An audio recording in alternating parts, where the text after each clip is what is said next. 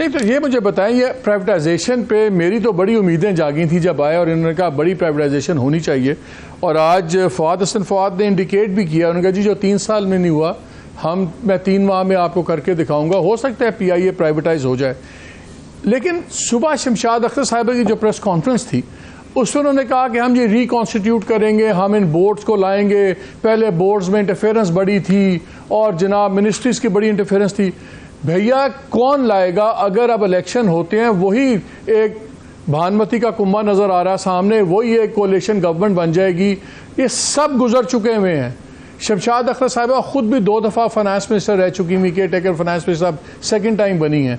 इससे पहले peoples party, PMLN, PTI किसी ने इसमें नहीं छेड़ा। उन्हीं बोर्ड्स को वैसे, अब वही बोर्ड्स फिर कॉन्स्टिट्यूट होंगे, फिर उसके अंदर कोई ब्यूरोक्रेट लग जाएंगे, कोई प्राइवेट सेक्टर के लोग लग जाएंगे।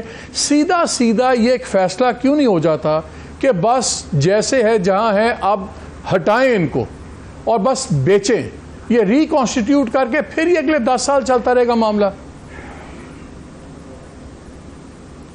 देखिए इसका एक ही हल है और वो हल है निचकारी। उससे मईशत में एफिशिएंसी आ जाएगी। जब तक कि आप बिजली के महकमों को, बिजली के इदारों को निचकारी नहीं करेंगे, आपकी ट्रांसमिशन डिस्ट्रीब्यूशन लॉसेस कम नहीं होंगी और आपके बिल नहीं कम होंगे। जब तक कि आप गैस की निचकारी नहीं करेंगे, आपके UFGs कम नहीं होंगे जो आज 20% पे हैं, और जब तक कि UFG कम नहीं होंगे आप गैस सस्ती नहीं कर सकते।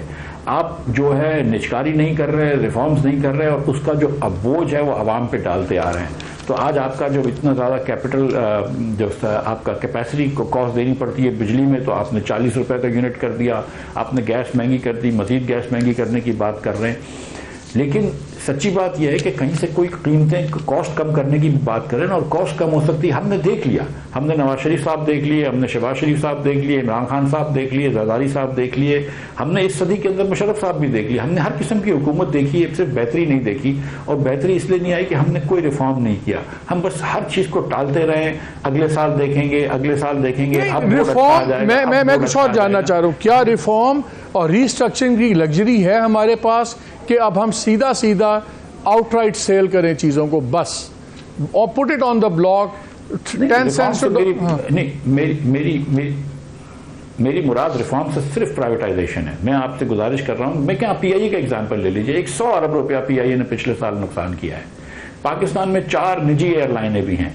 कराची से इस्लामाबाद 5 एयरलाइन सुबह 7 साढ़े 7 के दरमियान फ्लाइट उड़ाती हैं। 5 का फेयर बराबर है, 5 की सर्विस बराबर है, 5 की हर चीज बराबर है। आपको अगर नाम नहीं पता हो तो आपको ये भी नहीं पता पड़ेगा कौन सी एयरलाइन में बैठे हैं आप। तो लेकिन हम बाकी 4 एयरलाइनें जो है वो कुछ नफा करके हमको टैक्स दे देती हैं हुकूमत को। 4-5 अरब रुपए कमाती है, 1-2 अरब रुपए हमको टैक्स दे देती है।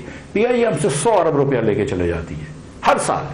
इन पैसों में आप कितने बच्चों को पढ़ा सकते थे? आज बड़ी इन पैसों में मिफ्ता जिन्होंने बड़ी इंटरेस्टिंग बात की फवाद ने, उन्होंने बताया कि जी इनफैक्ट लास्ट 2 ईयर्स के अंदर जो कुछ प्राइवेटाइजेशन थोड़ी बहुत हुई भी, जहां पे पेमेंट्स भी हो गई हुई हैं, वो अभी तक लीगल और प्रोसेस हर्डल्स में फंसे हुए हैं प्रोजेक्ट। बल्कि अब वो लोग जिन्होंने पैसे दे भी दिए हुए हैं वो कह रहे हैं कि अब हम डैमेजेस क्लेम करेंगे। तो इसका मतलब ब्यूरोक्रेसी, ये दोनों पार्ट ऑफ द प्रॉब्लम है ना। देखिए हमारी जुडिशरी जो है, मैं माजरत के साथ कहता हूँ, वो बहुत ज़्यादा स्टे ऑर्डर देने में खुश होती है और बहुत ज़्यादा चीज़ों को लटका देती है। वो खुद कादी फारिस साहब ने उस दिन बात करी कि जो केस उन्होंने जो रूल किया था रेकोडेक में, जिसपे 6.5 बिलियन का हमको फाइन लगा और जिसमें $900 मिलियन हमको देने पड़े और आधी कंपनी किसी को देनी पड़ी। तो ये हमारी जुडिशरी को भी ये बात समझनी चाहिए कि वो जो इंतज़ामी मामलात में इतने दखल अंदाजी ना करें।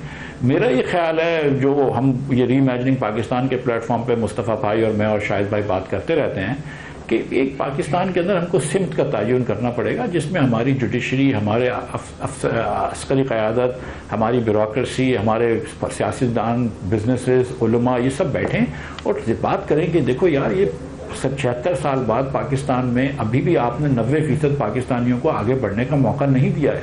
अभी भी 3 में से 1 बच्चा स्कूल में नहीं जाता है। हर बच्चा औसतन मैथ और साइंस में फेल होता है। आप एक जनरेशन बड़ी कर रहे हैं जो कि पढ़ी लिखी भी नहीं है, तो आप उनको कैसे नौकरियां देंगे? जिस तरह आबादी बढ़ रही है, आप इनको कैसे नौकरियां देंगे? तो हम पहले जरा सा सिमत का तयन तो करें। हर आदमी जो है वो अपना काम नहीं करता है, दूसरों के काम करता है। अगर प्राइवेटाइजेशन का सारा काम सही हो ना, तो भी कम से कम 460 दिन लगते हैं। तो फवाद से अच्छा आदमी नहीं मिल सकता, मैं आपको सच बता रहा हूं, मेरा दोस्त है, लेकिन सच्ची बात है कि Fawad is an honourable man with unquestionable intelligence.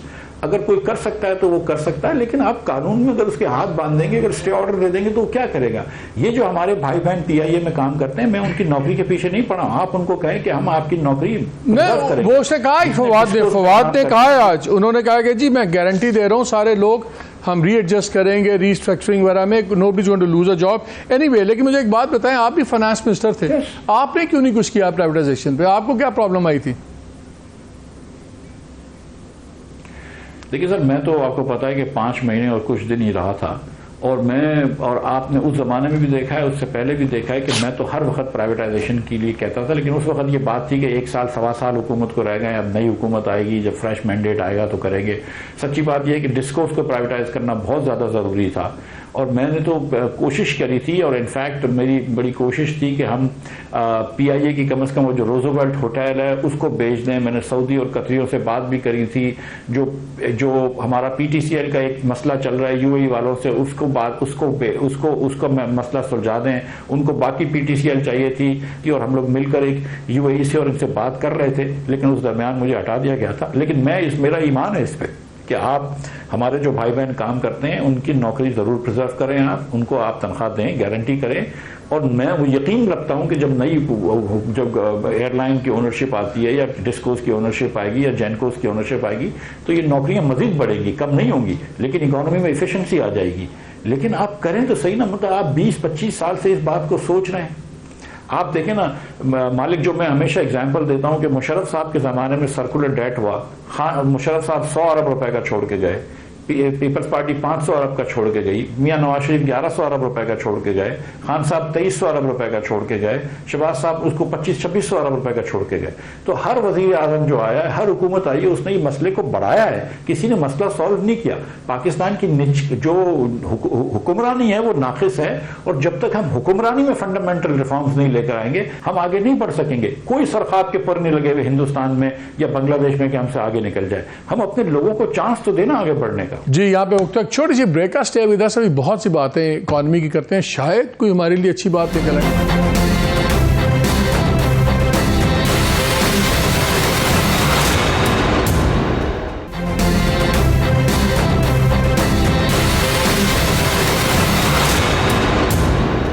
Ji, show में एक बार फिर खुश आमदेद। ये मुझे बताएं, जरा बिजली पे आ जाएं। ये बिजली का सबसे बड़ा क्राइसिस, आपने एक बात किया डिस्कोस को प्राइवेटाइज करने का। आप लोग कहते हैं आप लोग भी पार्ट ऑफ द प्रॉब्लम थे। जो आप लोगों ने इनिशियल पीएमएलएन की गवर्नमेंट ने कॉन्ट्रैक्ट्स किए वो बड़े लॉपसाइडेड थे, और वो फ्रंट लोडेड जब किए गए तो उसकी ये दलील दी गई कि ओरिजिनल कॉन्ट्रैक्ट में ये था कि वो 10 या 15 साल जो था उसके बाद हैंड ओवर होने थे हुकूमत को। तो इनिशियल में उनको सारे फ़ायदे दे दिए गए, फ्रंट लोड कर दिया गया, बाद में वो अमेंड कर दिया गया, फिर डॉलर से रुपए में किया गया, बाद में फिर रुपए से डॉलर में कर दिया गया। एक तो चीज़ मुझे ये बताएं, मुझे याद पड़ता है कि इमरान खान की गवर्नमेंट में 148 रुपये पे डॉलर का रेट पैक कर दिया गया था कि इस रेट पे आपकी पेमेंट होगी डॉलर रुपीज़ की। वो आपको क्या इतला है कि अभी वही रेट पे इनको पैसे मिल रहे हैं कि इनको 300 के रुपये पे डॉलर कैलकुलेट हो रहा है आईपीपीज़ को?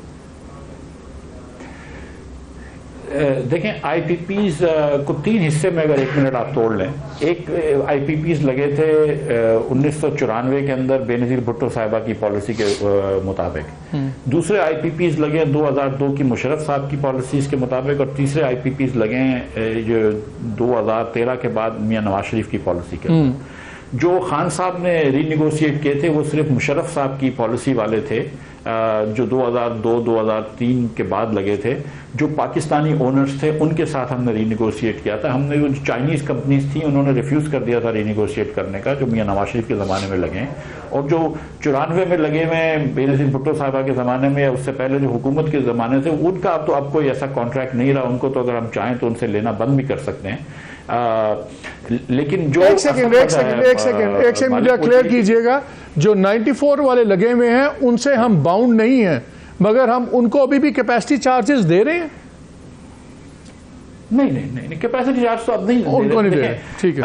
94 वाला जो मुझे याद, अगर जो रह गए मेरे ख्याल से वो तो 30 साल हो गए, जिसके 30 साल अगर अगले साल हो जाएंगे तो उसकी कैपेसिटी चार्जेस तो खत्म हो गए। तो वैसे भी आखिरी वक्त में कोई इतनी ज्यादा कैपेसिटी चार्जेस नहीं होते। ये जो 2002 के जो लगे हुए हैं वो और जो अभी जो 2013 में लगे हैं उनके कैपेसिटी चार्जेस ज्यादा हैं।